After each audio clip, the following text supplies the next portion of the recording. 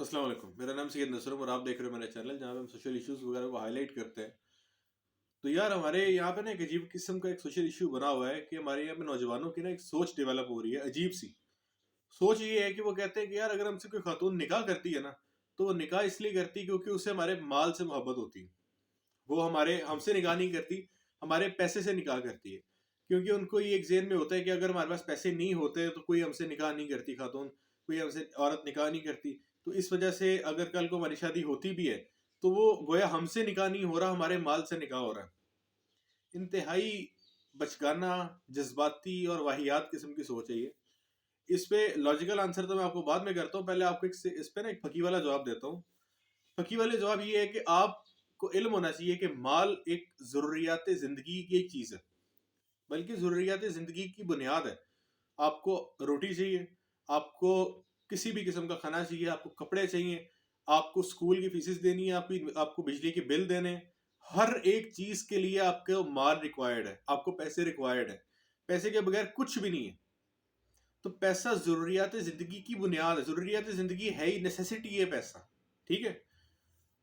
اگر کل کو کوئی خاتون آپ سے نکاح کرے، کوئی خواہش ظاہر کرے اور آپ سے کہے کہ میں تمہارے ساتھ کیئرنگ بھی ہوں، انڈرسٹینڈنگ بھی ہوں اور سب کچھ تمہارے ساتھ معاملات صحیح رہیں گے، لیکن میں تمہارے ساتھ جسمانی تعلقات قائم نہیں رکھتی، تو آپ اسے کیا کہیں گے کہ یار پاگل ہو؟ کبھی نکاح کریں گے ایسی خاتون سے کہ وہ کہے کہ میں تمہارے ساتھ جسمانی تعلقات، تم نے میرے جسم کو ہاتھ نہیں لگانا، اس کے علاوہ باقی میں تمہارے ساتھ نکاح میں آ جاؤں گی، سب معاملات ہوں گے.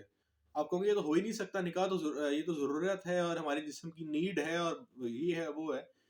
تو خاتون اگر آپ کو آگے سے کہے کہ اس کا مطلب یہ ہے کہ تم میرے جسم سے محبت کر رہے ہو، تمہیں مجھ سے تو کوئی محبت ہی نہیں، تم تو مجھ سے شادی ہی میرے جسم کے لیے کر رہے ہو، تو کیا جواب ہوگا آپ کے پاس؟ یہ جو آج فیمنسٹ عورتیں نکل کے باہر چوکوں میں اس طرح کی باتیں کرتی ہیں، وہ بیچاری فرسٹریٹ ہو کے آپ لوگوں کے ڈر سے ہی کرتی ہیں نا، آپ لوگوں کی حرکتوں کی وجہ سے تنگ آ کے کرتی ہیں. کیونکہ آپ لوگوں نے مجبور کیا ہے کہ وہ تنگ آ کے نا اس طرح کی حرکتیں کریں، اس طرح کے آگے بیان دیں. اور وہ کیا کریں جب آپ اس طرح کی الٹی سیدھی لاجکیں مارتے ہیں، الٹی سیدھی دلیلیں دیتے ہیں کہ جی میرے مال سے محبت کرتی ہے اور یہ کرتی ہے. اور یقین کریں ہمارے یہاں پہ شادی کے بعد بڑا ذلیل کرتے ہیں اس طرح کی حرکتوں پہ، اس طرح کی باتیں کر کر کے.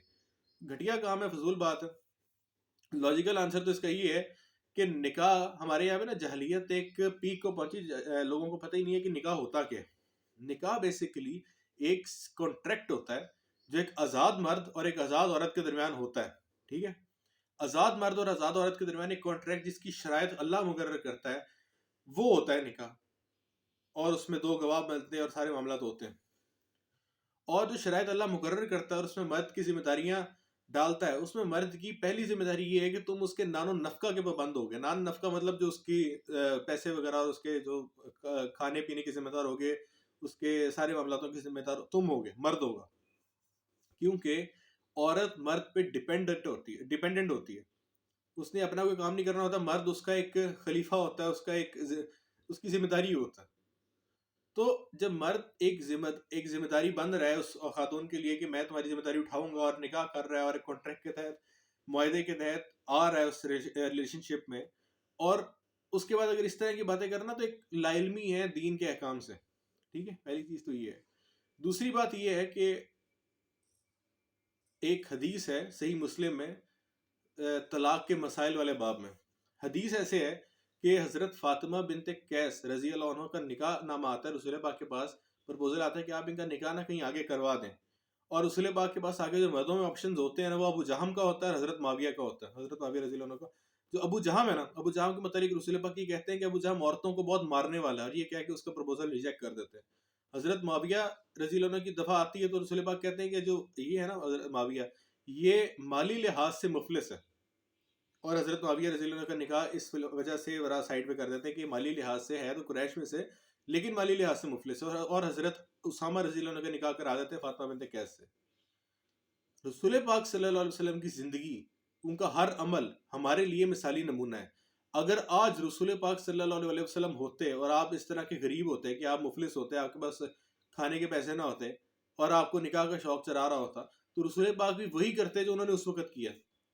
کہ آپ کا کہتے ہیں کہ پہلے پیسے کب سے کماؤ؟ ایسے تھوڑی ہوتا ہے کہ تم نے ایک پوری ایک ذمہ داری لینی ہے تو پہلے اس قابل بنو نا ذمہ داری اٹھانے کے.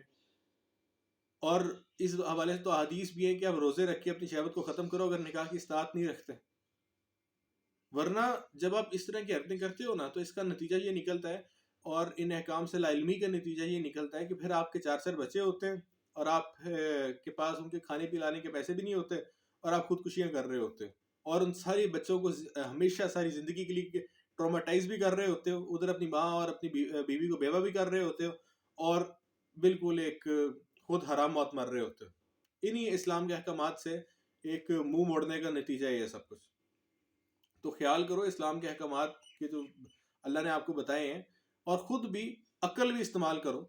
جذبات میں آ کے ہم لوگ اس قدر سوچتے ہیں، اس قدر جذباتی دنیا میں رہتے ہیں نا کہ خدا کی پناہ ہے، عقل کا استعمال کرتے نہیں، اور اللہ نے قرآن میں جا بجا کہا ہے کہ عقل والوں کے لیے ہدایت ہے، عقل والوں کے لیے ہدایت ہے۔ تو خدا را عقل کا استعمال کریں اور اس طرح کی جذباتی اور فضول باتوں کا نہ رکھا کریں، ورنہ پھر آپ کو جب آگے سے الزامی جواب آتے ہیں نا فیمنسٹ کی طرف سے یا میرا جیسا میری مرضی والوں کی طرف سے، تو پھر اس کو برداشت بھی کیا کریں۔ اور باقی خوش رہیں، وما علینا الا البلاغ المبین۔ جزاک اللہ خیر۔